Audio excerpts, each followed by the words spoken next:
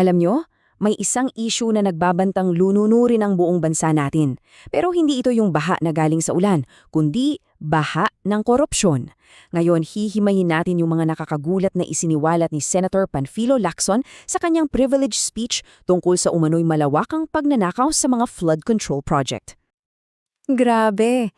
Ito yung mismong mga salita ni Senator Lacson. Sabi niya, parang isang dam ng panlinling na sumabog at ito raw ang nagpakawala sa mga kwento ng walang kabusugang kasakiman na pwedeng lumunod sa ating bansa. Sa pambunggad pa lang, ramdam na natin kung gaano kabigat tong pag-uusapan natin, di ba? Okay, so simulan natin sa unang bahagi. Ano ba talaga ang mga ibinulgar ni Lacson? Dito, kikilala natin kung sino-sino raw ang mga taong nasa sentro ng kontrobersyang to. At dito na tayo sa tinaguriang BGC Boys. Ito yung palayaw na binigay ni Lacson sa isang grupo ng mga opisyal daw ng DPWH. Akala mo Bonifacio Global City, no? Hindi pala. Ang ibig sabihin daw niyan, ayon mismo sa mga taga-casino, ay Bulacan Group of Contractors. Dito na magsisimulang uminit ang usapan. So, pakinggan nyo to. Ayon mismo sa opisyal na record ng PAGCOR, etong 5 opisyal na to, ang pinagsama-samang talo nila sa iba't ibang kasino ay umabot sa halos 950 million pesos. Ulitin ko halos 1 bilyong piso. Pera nating lahat binaladas lang sa sugal.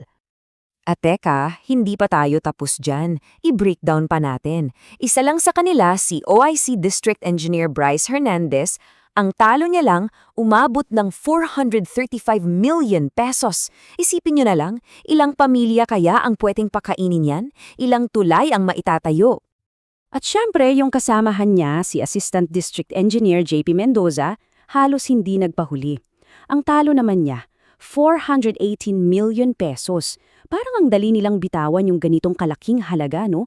Pero yun yung pera na galing sa buwis nating mga Pilipino. Pero eto yung tanong, paano nangyari na pagkatapos nilang matalo ng daang-daang milyon, bigla na lang silang nananalo rin ng daang-daang milyon? Dito na pumasok yung hinala ni Senator Lacson. Posible raw na isa itong money laundering scheme. Ang modus daw parang ganito. Magdadala sila ng sandamakmak na cash, ipapalit sa casino chips, tapos maglalaro lang ng konti para lang masabing naglaro. At pagkatapos yung chips, ipapalit na ulit sa cash. At pag kinuha nila yung pera, lalabas na itong winnings. Malinis na. At para may ebidensya, tingnan nyo tong record ng isa lang sa kanila, si Henry Alcantara. Sa loob ng 2 taon, umabot sa mahigit 1 bilyong piso ang chips-to-cash transaction niya. Kitang-kita sa datos, di ba? Kaya naman, isinumite na ni Lacson ang lahat ng ito sa Anti-Money Laundering Council para imbestigahan. So, ang laking tanong ngayon, saan galing yung ganun kalaking pera na sinusugal lang sa kasino? Well, dito natin sisilipin yung mga modus operandi na bunyag ni Lacson. Kasama na dyan yung tinatawag niyang mga ghost at copy-paste na proyekto. Okay, tingnan natin tong isang example. Isang proyekto ng Sims Construction. December 17, na-award yung project. December 18, binigyan sila ng notice to proceed.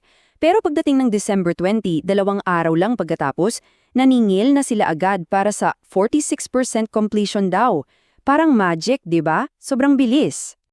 Ito pa ang matindi. Inilabas ni Senator Lacson na yung litratong ginamit nila para maningil para sa 46% completion noong December, yun din mismo ang litratong pinasa nila para maningil ulit para naman sa 89% completion pagdating ng March. Sige nga, hanapin nyo ang pagkakaiba. Wala, di ba? Kasi iisang litrato lang. Malinaw na pamimiki.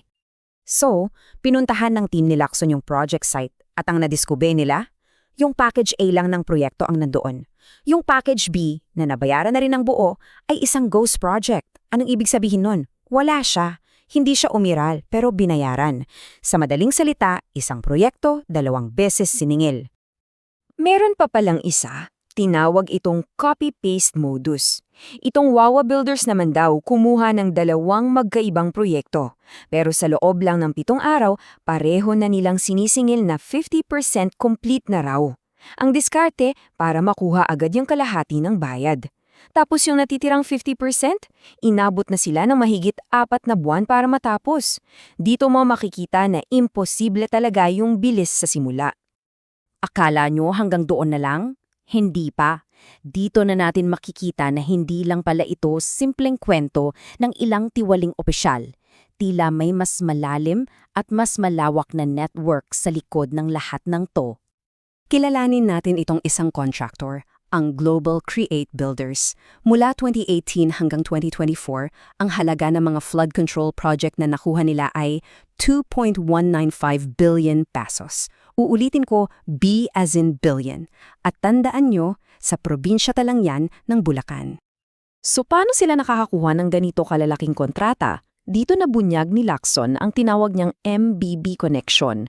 Yung pamilya Maglangke na siyang may-ari ng kontraktor, kasosyo pala sa isang korporasyon ng pamilya ni dating DPWH Undersecretary Bernardo at pamilya ni dating DPWH Secretary Bonuan. Gets nyo?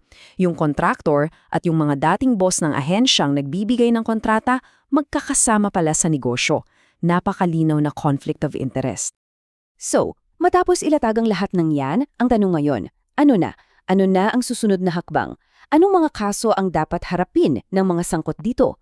Hindi pwedeng wala, diba? Well, isinulong ni Senator Lacson ang pagsasampa ng napakaraming kaso. Unang-una dyan ang plunder, isang krimen na non-bailable o walang piyansa pag umabot sa 50 million pesos yung ninakaw. Tapos meron pang malversation, paglabag sa anti-graft law at anti-money laundering law. Hindi biro ang mga kasong to, mahabang listahan ng mga seryosong krimen. At dito tayo magtatapos, pero may iiwan akong isang mahalagang tanong para pag-isipan nating lahat. Kung sa mga proyekto pa lang na para sa pagkontrol ng baha ay ganito na kalaki ang anomalya, paano pa kaya sa libo-libo pang proyekto ng gobyerno sa buong Pilipinas? Isang tanong na kailangan nating lahat hanapan ng sagot.